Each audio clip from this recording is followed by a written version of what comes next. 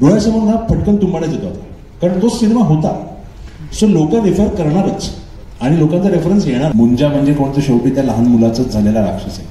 तो ये फिल्म में मतलब मैं होता हूँ वो मैंने उसी दिन ही ऑडिशन के बाद सीधा ही मंदिर चला गया था.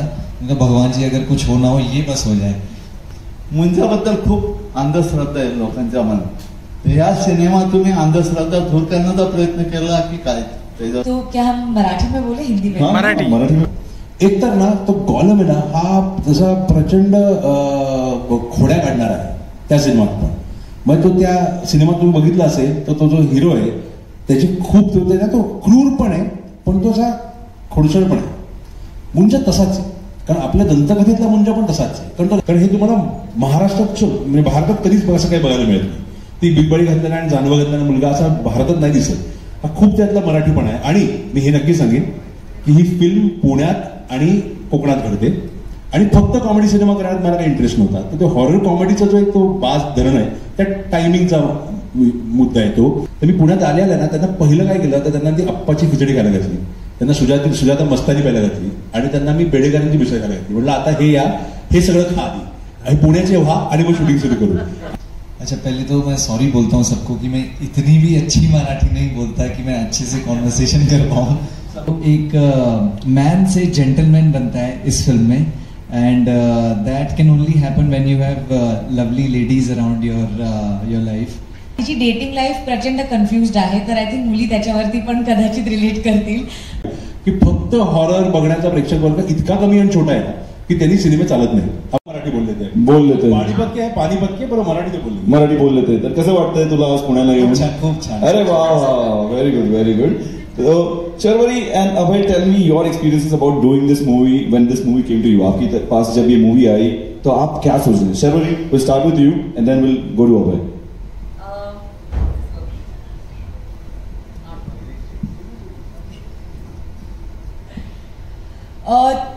तो क्या हम मराठी में बोले हिंदी में? मराठी में बोलो. हाँ मराठी बोलो. ठीक आहे चालेल. ऍक्च्युली जेव्हा ही फिल्म मी ऍक्च्युली दिनेश विजन जे आमचे प्रोड्युसर आहेत त्यांना भेटायला गेली होती आणि तिकडे मी त्यांना हे सांगायला गेली होती की मला तुमच्याबरोबर काम करायचं आहे. मी तेव्हा काम शोधत होती आणि मला एक ऑपॉर्च्युनिटी हवी होती. त्या दिवशी तर ते मला म्हणाले की ऍक्च्युली आत्ताच आम्ही एक चेंज केलाय, सकाळी सकाळी तू डिरेक्टरला भेट. आणि आदित्य सर आले वरती आणि मग आम्ही कॉन्फरन्स रूममध्ये बसून या फिल्मबद्दल बोलत होतो. ही जी फिल्म आहे ती इवन जेव्हा पहिल्यांदा मी ऐकली तेव्हा ही माझं माइंड ब्लोन होतं. ते पिक्चर बघितल्यावरती मला सेम फिलिंग आली, कारण जेव्हा आमची ही जी जर्नी झाली तेव्हा आय थिंक आदित्य सरांना सोडून आम्ही सगळे थोडेसे कन्फ्युज्ड होतो, कारण त्यांना माहिती होतं की मुंजा कसा बनणार आहे, काय इमोशन्स आहेत. सो आम्ही खूप डिपेंडेंट होतो सरांवरती. आणि ऑनेस्टली आम्ही काल पिक्चर पाहिला आणि मला त्या दिवशीची आठवण झाली. त्या दिवशी मी स्क्रिप्ट वाचली होती की या पिक्चरमध्ये काम नक्की करायचं आहे, कारण अशी संधी परत मिळणार नाही, कारण पहिल्यांदा इंडियामध्ये असा पिक्चर बनतोय. तर जेव्हा मला ऑब्व्हियसली फिल्म मिळाली मी खूप ग्रेटफुल होती आणि जो ऑडियन्स रिस्पॉन्स आम्हाला आज मिळतोय त्याच्यामुळे मी काय सांगू त्याच्याबद्दल. That's great. Thank you. And now coming to Abhay, तुझा एक्सपिरियन्स कसा होता या मूवीची स्क्रिप्ट बघितल्यानंतर? खूप छान. खूप छान. नहीं, आप बताइए टेल अस कि आप जब पहली बार ये स्क्रिप्ट की तरफ आए और आपको ये मौका मिला end you started getting into this entire process, तो आपका प्रोसेस कैसे था और ये मूवी आपकी तरफ कैसे आई? अच्छा, पहले तो मैं सॉरी बोलता हूँ सबको कि मैं इतनी भी अच्छी मराठी नहीं बोलता कि मैं अच्छे से कॉन्वर्सेशन कर पाऊँ. हाँ क्योंकि हमारी टीम में इतने महाराष्ट्रियंस थे, इतने मराठी कलाकार थे, इतने मराठी टेक्नीशियंस थे, हम सिर्फ मराठी में बात करते थे.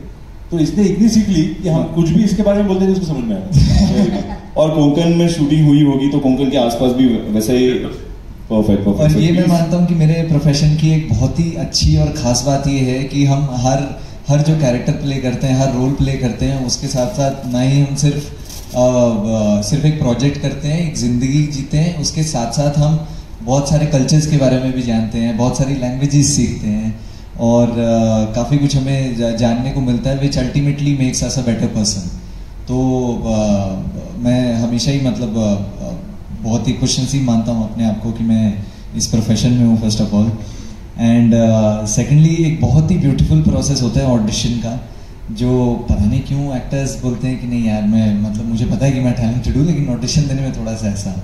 तो मैंने जब इसका ऑडिशन दिया तो मुझे ऑडिशन देते वक्त ही फील आ गई कि ऐसा कुछ हिंदी फिल्म इंडस्ट्री में पहले होने नहीं वाला है। अगर ये फिल्म में मतलब मैं होता हूँ, वो मैंने उसी दिन ही ऑडिशन के बाद सीधा ही मंदिर चला गया था, उनका भगवान जी अगर कुछ हो ना हो ये बस हो जाए। तो आई थिंक वो मैनिफेस्टेशन की पावर, जो प्रेयर्स की पावर होती है, उसकी वजह से ही मैं आपके सामने बैठा हूँ यहाँ पर, और खुशनसीब मानता हूँ अपने आप को कि मैं यहाँ आपके सामने बात भी कर पा रहा हूँ, माइक है मेरे हाथ में। और तो ऑडिशन मैंने दिया और फिर वो सर के पास पहुँचा, और मतलब खैर मतलब हुनर तो पहचान ही लेते हैं सर। तो आपकी तरफ जब आए कि आपको सर्वरी, हाँ ते पण आहे, सॉरी हे महत्वाचे, सगळ्यात महत्वाच्या लोकांना विचारते। आदित्य, आम्हाला तर तुमच्याबद्दल अभिमान आहे आणि प्रत्येक सिनेमाबद्दल उत्सुकता असते। या सिनेमाचं जे पोस्टर आहे ते पोस्टर खूप काही सांगून जातं। मुंजाबद्दल खूप अंधश्रद्धा आहे लोकांच्या मनात, तर या सिनेमात तुम्ही अंधश्रद्धा दूर करण्याचा प्रयत्न केला की काय, त्याच्यावर काही? मला असं वाटतं काय ना, मुंजा हा तसा म्हणलं तर आपल्या श्रद्धेतनं आलेला आहे। अंधश्रद्धेचं कसं आहे, अंधश्रद्धेने तुम्ही काय घेता हे पण तुमच्या श्रद्धेत अवलंबून असतं। तर आपली श्रद्धा आहे आपल्या कोकणातल्या देवांवर, आपली श्रद्धा असते आपल्या निसर्गावर, मुंजा तिथून येतो। म्हणजे मुंजा या संस्थेवर आपली श्रद्धा आहे, आणि आपण ती बघत आलो की खूप घराघरांमध्ये लहान मुलांची मुंज होते। त्या मुंज या संस्थेतनं घडलेली मुंजाचं कॅरेक्टर आहे। तर त्याला कसं बघायचं, त्याच्याकडे काय पद्धतीने बघायचं, त्याला किती दुष्ट म्हणून बघायचं, त्याला किती प्रेमळ बघायचं, हे आपल्या नजरेतनं बघण्याजोगी गोष्ट आहे। तर आम्ही ना ह्याच्यातल्या काही गोष्टी अवॉइड केल्यात की ज्यातनं आम्हाला अंधश्रद्धा नाही पसरवायची। आम्ही ते कॅरेक्टर घेतले, कारण मला ते कॅरेक्टर इतकं भारी वाटलं ना की मला असं वाटलं की लहानपणी जेव्हा मी त्या मुंजाच्या कथा ऐकायचो की लोक दंतकथा म्हणतात त्याला, त्या कथा एकमेकांना लोक सांगतात, अनुभवलं कुणीच नसतं पण म्हणतात की माझ्या काकाबद्दल हे झालं होतं। पण तुम्ही कुठलीही कथा बघा, त्या व्यक्तीबद्दल घडलीच नसते ती, त्याचा कोणतरी असतो त्याच्याबद्दल ती घडलेली असते। सो अशा खूप गोष्टी ऐकायचो आम्ही की मुंजाला त्यांनी झपाटलं, की त्या मुलीची एक वेणी त्यांनी ओढली, असं कथा ऐकल्यानंतर, दंतकथा ऐकल्यानंतर ना ती खूप असं वाटायचं की हा कसा असावा, किंवा असं झाडाकडे बघत राहायचो मी की अरे इथे तो कुठे दिसतोय का रात्री, आणि दिसायचं कधी काहीच नाही, कारण आपण लहान असतो, आपल्याला फार खरं वाटतं सगळं, पण ते जे राहतं ना मनात, त्या मनातनं जो सिनेमा ते कॅरेक्टर घडतो। सो माझ्या मनातला जो मुंजा होता ना तो या सिनेमात आहे, मला कसा दिसला तो तसा आहे। आता अंधश्रद्धेत तो कसा होता ह्याच्यात मी गेलोच नाही, कारण मला अंधश्रद्धेत माझा विश्वासच नाही, आणि माझा विश्वास नसल्यामुळे मी ती कुठे अंधश्रद्धा शोधत जाऊ।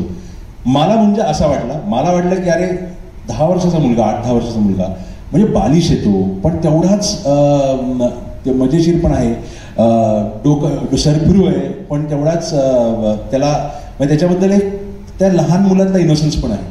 तो या सगळ्या गोष्टींचं मिश्रण एका जेव्हा राक्षसात, भूतात होतं तेव्हा ते किती इंटरेस्टिंग असेल। तर ते असं सगळं समीकरण घेऊन माझ्या डोक्यातला मुंजा मी उभा केला।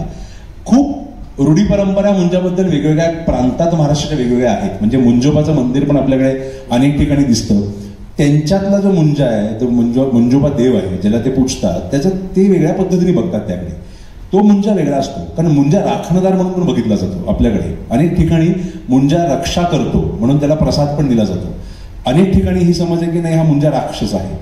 आम्ही त्याला कसा बघितलं, तर आम्ही एक पात्र म्हणून बघितलं, आम्ही ना राक्षस ना राखणदार, आम्ही म्हटलं हे कॅरेक्टर आहे, जे कॅरेक्टर आपण आपल्या लहान मुलाच्या वयात जाऊन एक लहान मुलगा म्हणून त्याकडे बघूया, आणि मग बघूया की हा कसा मजेशीर वाटतोय। तर मी ना हे म्हणजे तुमच्या थ्रूच हे आव्हान नक्की करीन सगळ्यांना की ही फिल्म आहे ना ही खरं वयवर्ग 10 ते 18, 19 यासाठी केलेली फिल्म आहे, कारण त्यांच्यासाठी तो मुंजा फार महत्वाचा असतो। कारण मी त्या वेळात असताना मला मुंजा फार भारी वाटायचा, आणि तो मुंजा आहे, म्हणजे अंधश्रद्धा हा त्यातला खूप दूरचा भाग झाला। आदित्य, माझा प्रश्न असा होता की मागे जो राक्षस दाखवलाय, थोडासा तो लॉर्ड ऑफ रिंग मध्ये जो विलन असतो तो थोडासा गॉलम त्याच्याबद्दल म्हणतात, लॉर्ड ऑफ रिंग्स, येस, कारण ते सेम दिसतंय, कारण की तेच हे आता प्रत्येक कमेंटमध्ये ट्रेलरच्या ही चर्चा होते, कारण कंटेक्स्ट वेगळा असतो, तो माहीत नसतो। आता मला सांगा, मुंजा म्हणजे कोणतं, शेवटी त्या लहान मुलाचाच झालेला राक्षस आहे। तर आम्ही ज्या मुलाला कास्ट केला, आयुष नावाचा ऍक्टर येतो, तो फिल्ममध्ये पण दिसतो, तुम्हाला फिल्म बघितली असेल तर पहिली 10 मिनिटं तो मुलगा दिसतो, आणि नंतर मग त्याचा मुंजा होतो. आमच्यासाठी काय होतं की त्या मुलाचा त्या राक्षस व्हर्जन बनवणं, ना की गॉलमला मुंजा बनवणं. आमच्या डोक्यात होतं की तो जो मुलगा ज्याची मुंज झाली आहे, ज्याचा बटू येतो, त्याला टक्कल झालंय, त्याला शेंडी आहे, त्याला बिग बाळी घातली, त्यांनी जानव आहे, हाफ पॅन्ट आहे, हा मुलगा त्याची लांबी काठी कशी आहे, त्या पद्धतीने ह्याचा राक्षस झाला तो कसा दिसेल, तर त्याचं ते रूपांतर आहे त्या राक्षसात. सो ते होताना त्या मुलाचं स्कॅनिंग केलं आम्ही, त्याचा चेहरा, त्याची बॉडी ही पूर्ण स्कॅन करून आम्ही त्याला डिझाईन करून त्याचा राक्षस बनवला. आता त्या साम्यात दोन गोष्टी होतात ज्यामुळे ते गॉलम वाटतं. एक तर ना तो गॉलम आहे ना हा तसा प्रचंड खोड्या काढणारा आहे त्या सिनेमात पण. मग तो त्या सिनेमात तुम्ही बघितला असेल तर तो जो हिरो आहे त्याची खूप तो क्रूर पण आहे, पण तो असा खोडसळ पण आहे. मुंजा तसाच आहे, कारण आपल्या दंतकथेतला मुंजा पण तसाच आहे, कारण तो लहान मुलगा आहे. तो तसा तो भीतीदायक राक्षस नाहीये, तो तसा लहानच आहे. सो त्याची समज ही क्रूरतेची ही वेगळी असणार आहे. तर ते साम्य लोकांना वाटतं, कारण कॅरेक्टरमध्ये ते साम्य आहे. आणि लोकांना डोळे सेम वाटतात, कारण डोळे मोठे. तर इनोसन्स त्या कॉलमचा होता ना, हा इनोसन्सच्या मुलात पण आहे, कारण तो लहान आहे. तर आम्हाला ते जाणवलं की हे लोकांना साम्य वाटतंय. पण मला असं फार ठामपणे वाटतं की जेव्हा लोक ही सिनेमात बघतील ना, तेव्हा त्यांना तो गॉलम एक सेकंदही आठवणार नाही. त्यांना तो मुलगा दिसेल ज्याचा मुंजा झालेला आहे. पण तो मुलगा, त्या मुलांनी फार उत्तम काम केलंय. आपला कोल्हापूरचा मुलगा आहे तो, त्याची पहिली फिल्म आहे, लहान मुलगा आहे तो. आणि त्याचं गोट्या जो आपल्याला दिसतो, तो जेव्हा मरायच्या आधी गोट्या असतो, तो गोट्या कोकणातला राहणारा, तो गोट्या आम्ही जेव्हा त्याच्याबरोबर पहिलं शूट केलं, मग मुंजा शूट केला, तर आम्हाला तो इतका आवडला की मी म्हणलो की हाच मुंजा म्हणून वापरू, ह्यालाच आपण ह्याचं व्हर्जन मुंजात CG मध्ये VFX मध्ये बनवू. आणि ते तेच झालेलं आहे. सो तुम्ही फिल्म बघितल्यावर तुम्हाला कळेल की हे गॉलमची इमिडिएट कंपॅरिझन होती, कारण ते दृश्य तसं दिसतं. करण ऑल्सो पहिल्यांदा आपण बघतोय की एक CG मध्ये बनलेलं कॅरेक्टर आहे, आणि गॉलम हेही CG मध्ये बनलेलं कॅरेक्टर होतं. नाही, तो तुम्ही जो हा राक्षस केलेला आहे तो सदाशिवपेटी राक्षस म्हणायचा की बाळी वगैरे असं तुम्ही ठेवलंय? नाही, ते मुंजेचं नाही. आता सदाशिवपेटी म्हणलं तर तुम्ही त्यांच्या सगळ्या पेशव्यांची पण मुंजच झाली होती ना.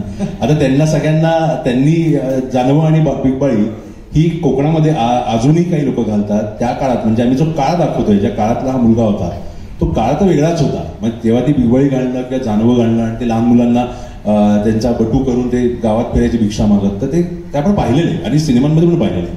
तर तिथल्या त्याच मुलाचं वर्जन आहे, म्हणजे तोच मरतो आणि तो मुंजा होतो, तर ते एकदम कपडे बदलून मुंजा होणार नाही का?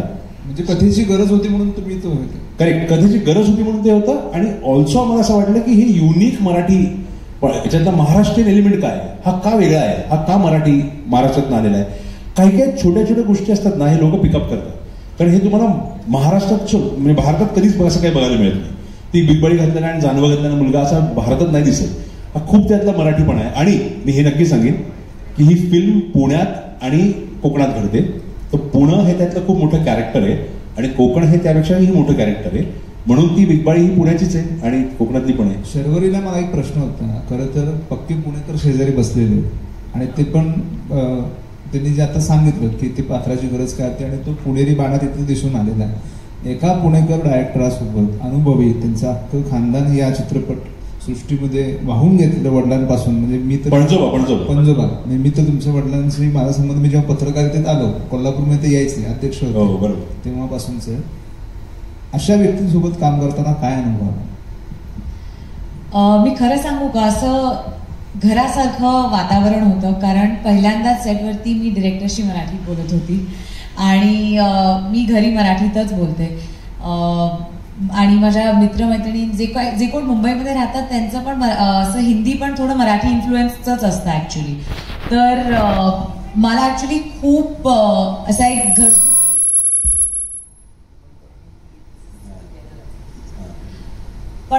खूप घरगुती माहोल होता. कारण सुहासताई होता, भाग्यश्री लिमये, मोना मॅम होत्या. पण मोस्टली आम्ही जसं सर म्हणाले की खूप सगळे मराठी ॲक्टर्स होते. लहानपणीपासून सगळ्यांचं काम पाहिलं होतं, एस्पेशली सुहासताईंचं. मी खूप मोठी फॅन आहे त्यांची. मी सरांचे सगळे पिक्चर पाहिले आहेत आणि त्यांच्याबरोबर काम करण्याची संधी मिळाली हेच माझ्यासाठी खूप मोठी गोष्ट आहे. आणि जसं ते म्हणाले की मुंजा हे आपल्या मराठी कल्चरमधून येतं, त्याला रेप्रेझेंट करणं आय थिंक माझ्यासाठी मला असं खूप गर्व वाटत होता त्याच्याबद्दल, कारण खूप कमी फिल्म्स बनतात हिंदीमध्ये जे आपल्या कल्चरमधून आलेल्या असतात. सो जेव्हा मी पहिल्यांदा सरांकडनं ही स्टोरी ऐकली तेव्हाच मी त्यांना हे म्हटलं होतं की हे आपल्या कल्चरमधून येतं आणि मला नक्कीच याचा पार्ट बनायचा आहे. आणि सर एवढे नॉलेजेबल आहेत या विषयाबद्दल की आम्हाला बाकी कुठे आम्हाला गुगललाही विचारायला नाही लागलं. सरच होते आमचे गुगल, आम्ही त्यांना एक सांगतो, पण म्हणजे एक इंटरेस्टिंग गोष्ट सांगतो, एवढीच सांगतो हिच्या तुमच्या प्रश्नाला धरून की ह्यांना हे आमचं शूट सुरू पुण्यातनं झालं. पुण्यात आल्याला ना मी पहिली काय गोष्ट केली, कारण जसा अभय होता, मोना मॅम पण आहेत ज्यांना आपण जस्सीमध्ये बघितलंय, त्याची आईचं भूमिका ते, किंवा एक आमच्या फिल्ममध्ये खूप नवीन छान तरण म्हणून एक मुलगा आहे जो दिल्लीचा आहे, जो पंजाबी आहे, किंवा सत्यराज सर पण आहे. ही सगळी बरीच वेगळी कलाकार होते. तर मी पुण्यात आल्याला ना त्यांना पहिलं काय केलं तर त्यांना ती अप्पाची खिचडी खायला घातली, त्यांना सुजाता मस्तानी प्यायला घातली आणि त्यांना मी बेडेकरांची मिसळ खायला घातली. म्हटलं आता हे सगळं खा आधी आणि पुण्याचे व्हा आणि मग शूटिंग सुरू करू. आणि आम्ही मंडईतच शूटिंग सुरू केलं. त्यांनी मंडईतच डायरेक्ट फील घेतला तिथे गेल्यावरच की तिथलं ट्रॅफिक, तिथलं तिथे बांधकाम चाललं होतं आणि त्यांना पुणं दिसलं. तुम्ही म्हटलं की हे कसं आहे ना, तुम्हाला पुण्याचा वाईब ना, हे थोडं पुण्यातलं इट पुणे, लिव्ह पुणे आणि ब्रीथ पुणे, आणि मग आपण सुरू करूया. हॉरर आणि कॉमेडी यांचा समतोल कसा राखला? समतोल कसा राखला? तेच मला मगाशी यांना मी जसं उत्तर दिलं प्रश्नाला, तर तेच होता की हा समतोल प्रचंड अवघड असतो, कारण इतके दोन वेगळे विषय आणि ना रिव्ह्यूज मध्ये ना खूप वेळा हे सांगितलं जातं. म्हणजे हा जॉम्बिलीला पण मिळालेला रिव्ह्यू होता असा, आणि हा बऱ्याच सिनेमांना मिळतो की अरे एकदमच हॉरर का नाही केली, किंवा कॉमेडी करायची गरज काय होती, किंवा एकदमच कॉमेडी का नाही केली, हॉरर करायची गरज होती. मला वाटतं आपले प्रेक्षक तसे नसतात. आपले प्रेक्षक ना फक्त हॉरर सिनेमा बघायला जात नाहीत. म्हणजे आपण हे समजून घेऊया की फक्त हॉरर बघण्याचा प्रेक्षक वर्ग इतका कमी आणि छोटा आहे ना की त्यांनी सिनेमे चालत नाही. आपली प्रेक्षक हे फॅमिली प्रेक्षक आहे. आपल्याकडे सिनेमा चालला तर अख्खी फॅमिली जाऊन बघते तेव्हा चालतो. आपल्याकडे 2-3 फक्त पुरुष जाऊन किंवा लहान मुलं जाऊन टीनेज मुलं जाऊन बघून आली की सिनेमा नाही चालत. आणि माझं हे ठाम मत आहे की मला जो सिनेमा बनवायचा आहे तो लोकांपर्यंत पोहोचवायचा आहे, तो चालावा ही अपेक्षा धरूनच मी सिनेमा बनवतो. सो ते जे समीकरण ना, ते समीकरण प्रचंड गरजेचं असतं. आणि फक्त कॉमेडी सिनेमा करण्यात मला काही इंटरेस्ट नव्हता. तर तो हॉरर कॉमेडीचा जो एक तो बाज धरण आहे, त्या टायमिंगचा मुद्दा आहे तो. आणि मग ह्यात तुम्हाला चांगले कलाकार लागतात ज्यांना ते टायमिंग कळतं. त्यात तुम्हाला चांगली समज लागते लेखकाची, ज्याला ते लिहिता लिहिता हॉरर मोमेंटमधनंच एक पंच काढता येतो. आणि मग सेटवर जे घडलंय त्याचं करेक्ट टायमिंग तुम्हाला एडिटिंगमध्ये जमवायला लागतं की इथे हसू येतंय का नाही लोकांना, इथे म्युझिक बरोबर आणायचं का नाही आणायचं. तर ते थोडंसं ट्रायल एरर आहे, पण ते जमलं ना तर प्रेक्षकांना जेव्हा तुम्ही रिॲक्ट करताना बघताना तेव्हा खरा आनंद मिळतो की अरे हे वर्क होतंय. तुम्हाला माहीतच नसतं शेवटपर्यंत की हे वर्क होणार का नाही. आणि ते हॉलमध्ये गेल्यानंतर प्रेक्षकांचा जो एक प्रतिसाद असतो त्या त्या जागेला तिथे जाणवतं. तर काल आम्ही खरं एकत्र, म्हणजे ह्यांनी फिल्म बघितलीच नव्हती, त्यांना मी फिल्म दाखवलीच नव्हती, आणि त्यांचं काल पहिल्यांदा प्रीमियरलाच आता एकत्र फिल्म बघूया असं झालं. तर मला प्रचंड उत्सुकता होती की हे रिॲक्ट करतायत का नाही, ह्यांना वाटतंय का नाही की अरे इथे भीती वाटली. आम्हाला आपल्या मनात असतं ना की इथे लोक घाबरतील, किंवा मनात असतं की इथे लोक हसतील, ते होतंय का नाही. तर मला वाटतं 70-80% आम्हाला त्या बाबतीत यश मिळालेलं आहे. सर ट्रेलरवरती तुंबाडशी कंपॅरिझन केलं जात आहे की त्या टाईपचा पिक्चर बनलेला आहे, तर काय बोलायला? नाही, इनफॅक्ट बघ आता कसं आहे, परत ह्यांचा प्रश्न होता तसाच, म्हणजे बिगबाळी जानवं किंवा मुलगा ब्राह्मण मुलगा शेंडीवाला ते बघितलं की लगेच सगळ्यात तुंबाडा वाटूच शकतं. कारण हे कुठल्या सिनेमात दाखवलं नाही हिंदीत कुणी.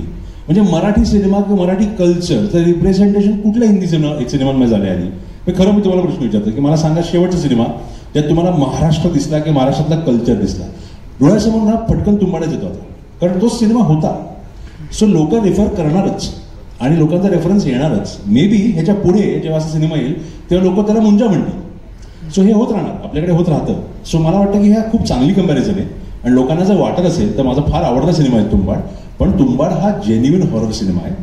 आमचा सिनेमा फक्त हॉरर नाही आहे, आमचा सिनेमा कौटुंबिक सिनेमा आहे.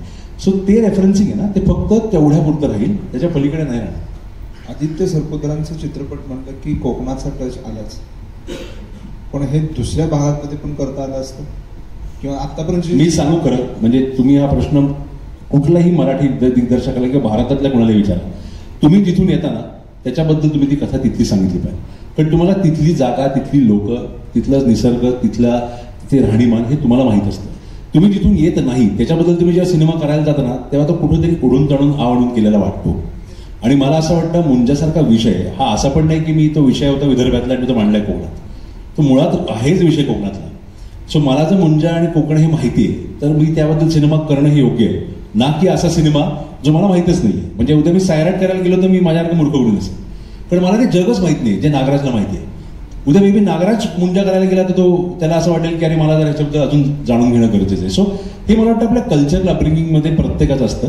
आणि मी प्रत्येक सिनेमा कोकणातला का करतो, कारण मला असं वाटतं मला कोकण लहानपणापासून माझ्यात ते आहे आणि मला ते आवडतं. म्हणून कोकणाला मी दरवेळेस, आणि माझा हा पण प्रयत्न असतो, म्हणजे हा तसा सेल्फिश प्रयत्न असतो की भारतापर्यंत कोकण पोचावं. कारण मला दरवेळेस मी कोकणात जातो ना, मला असं म्हणजे हळहळ येतं मला की अरे इथे कसं लोकांना हे बीच कसे माहित नाहीत, लोकांना हे कसं निसर्ग माहित नाही, हे काय म्हणजे लोक जातात का गोव्याला, इथे काय येत नाही. हे मी ह्यांना विचार आहे, म्हणजे किती ह्यांना कुठे कुठे फिरवलंय कोकणामध्ये, कारण हेच सांगतील, कारण हे पर्यटक होते त्या काळातले. मीच असं माझं कोकण असल्यासारखं फिरत होतो. पण कोकणाबद्दलचं जे प्रेम आहे ते मला वाटतं लोकांपर्यंत पोहोचवणं आणि सिनेमाद्वारे पोहोचवणं याच्यापेक्षा उत्तम मीडियम नाही. About it end she is very happy about it, उनके चेहरे पे दिखाई दे रहा है.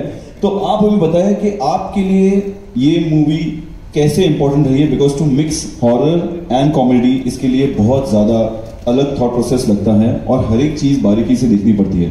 सो व्हाट वाज your thought on that? So first of all I am from Pune, और ये सब मेरे दोस्त सामने जो बैठे देखकर मुझे बहुत खुशी महसूस होती है कि all of them have seen me make my first film in 2009, my first Marathi film.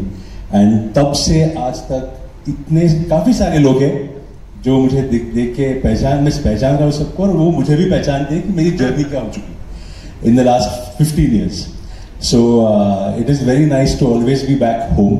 अपने जब भी आप घर जाते हो और आप घर वालों से मिलते हो तो वो जरा थोड़ा फीलिंग होता है मुझे हमेशा पुणे में जब भी प्रेस कॉन्फ्रेंस होती है, और काफ़ी सालों में ना मराठी फिल्म की इतनी प्रेस कॉन्फ्रेंस होती नहीं है पुणे जैसे शहर में. तो अभी इस फिल्म के माध्यम से हो रही है तो मुझे बहुत खुशी है उसकी.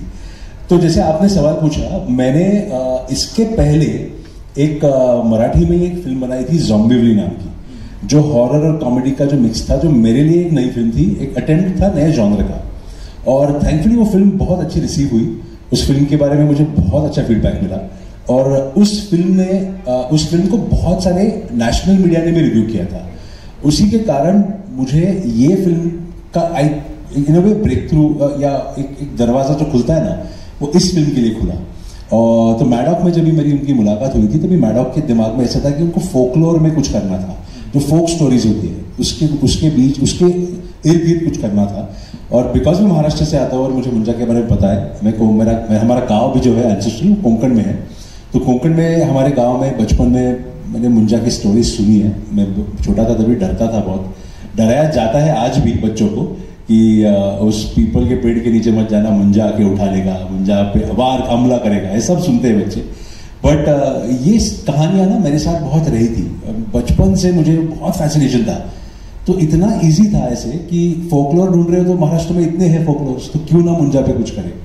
तो एक लेखक है, बहुत ही टैलेंटेड लेखक है, योगेश चांदेकर नाम के, जिन्होंने अंधाधुन फिल्म भी लिखी थी, जो ब्रिलियंट राइटर है. उन्होंने मुंजा की उनकी स्क्रिप्ट थी, और फिर हमने मिलके उसको एक स्क्रीन प्ले जो हमने शूट किया उस फॉर्मेट में लिखा.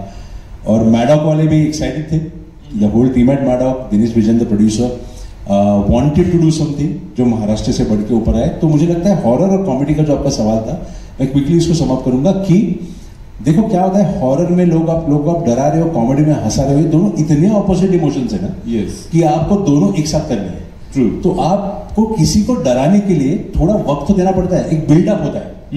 आप देखते हो ना, एक बिल्डअप धीरे धीरे हो रहा है, सडनली कुछ होता है तो डरते हो आप. वैसे ही जोक आपका सेटअप होता है और जोक जब डिलीवर होता है तभी कोई हंसता है. तो मुझे ये दोनों के लिए स्पेस मुझे लगता है हॉरर कॉमेडी में मिलती नहीं है. हाँ. जैसे आप डराने के लिए सेटअप कर रहे हो, उसी के साथ आप इमीडिएटली आपको उनको हंसाना भी है, जो टाइमिंग का खेल है पूरा. और इस टाइमिंग के खेल में ट्रू बढ़िया. इसके लिए जोरदार तालियां हो जाए, बिकॉज ये बहुत सोच समझ करके करना पड़ता है. और इसी के साथ साथ हमारे साथ जुड़ रहे हैं अभय. थोडंसं कच्चं पक्क होईल, मात्र आवडेल आम्हाला मराठी ऐकायला तुमची. हाँ ओके सॉरी, मैं लेडीज फर्स्ट वाला थोड़ा सा बट थैंक यू. तो एक दिल का बहुत साफ और नरम और बहुत ही सेंसिटिव इंसान है, एक लड़का है जिसका नाम है बिट्टू, और बहुत ही खूबसूरत जर्नी है उसकी. वो कैसे एक sensible say little bit of practical side, जब डिफिकल्ट सिचुएशंस, एक्चुअली क्या है कि हमारी ज़िंदगी में भी ऐसा होता है जब हमारी लाइफ में डिफिकल्ट सिचुएशंस आती है ना, जब हम कंफर्ट लेवल के बाहर रखे जाते हैं, तब हमें पता लगता है कि ओ ये भी सीखा जा सकता है. तो दैट्स एन लाइफ हैपन्स. तो वैसा ही एक कैरेक्टर है जिसकी ब्यूटीफुल जर्नी है, जो एक मैन से जेंटलमैन बनता है इस फिल्म में. And that can only happen when you have lovely ladies around your life, around yourself in life. And that I got Sharvari के रूप में, मोना मैम के रूप में, सुहास ताई के रूप में. तो और आदित्य सर ऑफ कोर्स, मतलब लेडीज नहीं बट एक मेंटर के रूप में और एक दोस्त के रूप में. तो एक ब्यूटीफुल जर्नी है इस लड़के की, जो कि इसको बहुत ही स्पेशल बनाती है. और आई थिंक बहुत से लोग इस चीज़ को रिलेट कर पाएंगे in terms of lacking confidence in life, in terms of lacking relatability. तो मुझे लगता है ये बहुत ही मेरे दिल के बहुत ही खूबसूरत कैरेक्टर है, जो मेरे दिल के हमेशा पास रहेगा. Alright, we'll go for last 2 questions. आपला रोल. हाँ, sorry. Yes. No, I want to tell. Charvari, I want to tell. Yes, in Marathi again. कारण पुण्यातलं कॅरेक्टर तुझं असं नाही की पुण्यात डेक्कन जिमखान्याचं कॅरेक्टर त्यात. आदित्यजी, मुंजाई संकल्पना तुम्हाला कशी सुचली आहे? मी उत्तर देतो, ह्याचा उत्तर झाल्यावर लगेच देतो. माझ्या कॅरेक्टरचं नाव बेला आहे आणि ती पुण्यातली मुलगी आहे. ती आधी US ला राहायची, मग ती पुण्यात आली. आय थिंक की खूप मुली ज्या जेन झी गर्ल्स आपण म्हणतो त्या रिलेट करतील, कारण ती खूप करिअर ओरिएंटेड आहे. आणि आय एम शुअर की पुण्यातल्या सगळ्याच मुली आहेत, आणि नॉट जस्ट पुण्यातल्या पण भारतातल्या सुद्धा.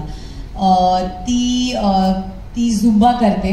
आणि जसं पुण्यामध्ये मी बघितलंय खूप कल्चर आहे, फिटनेसचं कल्चर आहे, मुलींचे झुंबा आणि पिलाटेज आणि असे प्रचंड स्टुडिओज आहे तिकडे. आणि त्या खूप करिअर ओरिएंटेड आहेत, गोल ओरिएंटेड आहेत, तरी त्यांच्या फॅमिलीबरोबर त्या खूप जवळ आणि जपून राहतात, अशी ही मुलगी आहे. आणि तिची डेटिंग लाईफ प्रचंड कन्फ्युज्ड आहे, तर आय थिंक मुली त्याच्यावरती पण कदाचित रिलेट करतील. तर असं माझं कॅरेक्टर आहे. याहून जास्त सांगणार नाही, तुम्हाला जाऊन पिक्चर पाहायला लागेल त्याच्यासाठी.